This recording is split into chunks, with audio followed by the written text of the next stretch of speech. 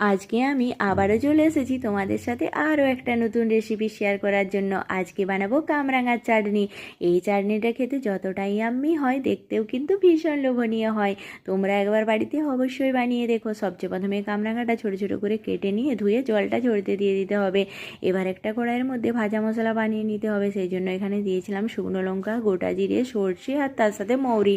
মশলাটা গুঁড়িয়ে নেওয়ার পর আবার কড়াইয়ের মধ্যে দিয়ে দিলাম সর্ষের তেল, তার সাথে গোটা জিরে, শুকনো লঙ্কা। এবার কামরাঙাটাও অ্যাড করে দিয়েছিলাম। কামরাঙাটা ভালোভাবে নেড়ে চেড়ে ভেজে নেওয়ার পর পরিমাণ মতো লবণ, তার সাথে হলুদের গুঁড়ো, লঙ্কা গুঁড়ো দিয়ে 10 মিনিটের মতো ঢেকে মিডিয়াম টু লো ফ্লেমেতে রান্না করে নিতে হবে। দেখতেই পাচ্ছ কামরাঙাটা সেদ্ধ হয়ে গেছে। এবার এখানে গুড় অ্যাড করে দিলাম।